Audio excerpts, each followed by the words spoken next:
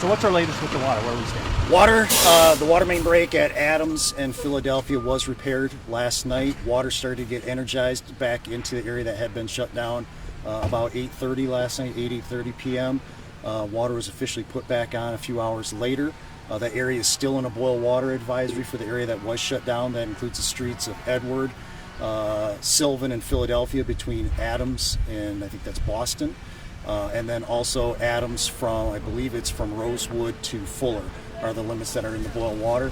First samples for the water were collected this morning, early this morning. Those have been run out to our lake plant, and those will be tested this morning yet, almost to noontime now. We'll have those results tomorrow morning. Another round of samples will get collected again tomorrow morning. If those both rounds of samples come back clean, then we'll lift the boil water on Sunday morning. You still know the cause of this? You know the cause of this? This is aging infrastructure. Perfect example of aging infrastructure. The pipe that failed basically had about a 12-foot section blow out of the side of it. This is 1940s vintage pipe. Talking with the crews last night, the pipe that was being removed was pretty brittle in terms of, it was still solid in terms of being about 3/4 of an inch thick, but as they were removing it, it was not difficult for it to break. Now part of that might be associated with the I guess what I would call the explosion of the water main blowing that side off, but that's not uncommon for pipe this age.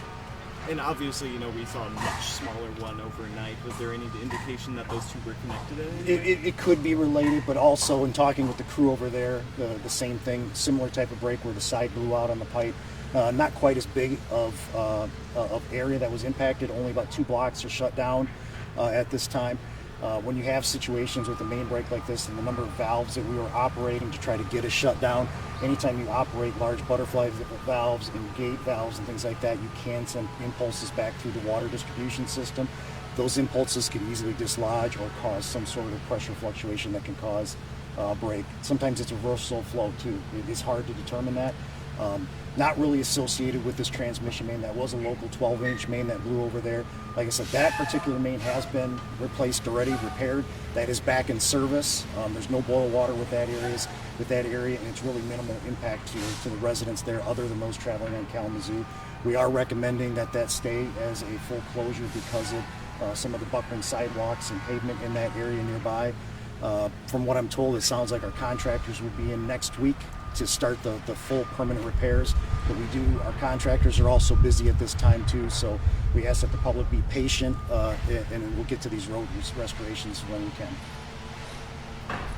How should people deal with the damage now? Now we're day 2, people are cleaning up, trying to call their insurance companies. What should we do with insurance? Should we go to the city? Well, the city went door to door yesterday. We had some of our staff go door to door at the direction of risk management. I think there was about a dozen properties that have significant flooding damage and stuff like that. We've given them all the paperwork that they're going to need from the city, and the city will work with them and their insurance companies. I don't know the extent of what level at this point, but I know that it's a trying time, and I really feel for them. These types of things are not planned, obviously, and bad things can happen when you're dealing with pressurized pipe and aging infrastructure. Other than the obvious, we have a major water main break, but how do these homes flood? I've covered water main breaks before, and it seems like the sewer system, everything could handle the water and just, Well, I think in this situation, there's enough sand and debris that came out of this excavation that could easily plug a 10-inch sanitary sewer or storm sewer or anything like that. Those catch basins fill up with sand. There's nowhere for that water to go. Okay, and it was a lot of water. We lost about 1 million gallons out of a tank, so that's a lot of water that's got to go somewhere. Unfortunately, it went to the bottom of the hill, and that is a natural drainage course there. There is a deep storm sewer drain that goes through that area as well. So when that stuff backs up or plugs those storm basins, it can cause issues. We've worked. There was a sanitary collapse down here at the bottom of the hill yesterday as well. That too was repaired last night. All sanitary service restoration has been completed on that, so everybody should have normal working sanitary systems at this time. So basically the flow of the water was so great, it just overwhelmed even the sewer system, the sanitary sewer. Absolutely, and that is not uncommon in a larger break like this. Other instances, we've seen other instances, and we work closely with our sewer maintenance group in our field operations sections to make sure. That's one of the reasons they were out here first thing yesterday morning, trying to get those basins clean to get that water out of that intersection so our crews can actually get in and do the repairs that were needed. Right now, the staff is down there. You can hear them behind me. They're working to get as much sand cleaned up, hauled away as possible. They're going to be working to try to get some electric brushes and brooms and stuff like that to get the sand out of the yards as much as they can to minimize the impact off the sidewalks and things like that. Eventually, when we get most of that sand and stuff like that taken care of, there probably will be some street sweepers that come through too a little bit. So we ask that once again the public be patient. There's also a trench repair at the bottom of the hill that will be required as well too. So by the end of the day as well, people should expect those 3 cases of water if they're within the boil water. Absolutely, yes. We have about 8 to 10 staff out working today that are going door to door to the 190 homes or thereabouts that have been impacted on Adams, Sylvan, Edward, and then also Philadelphia, the ones that are impacted by the water outage.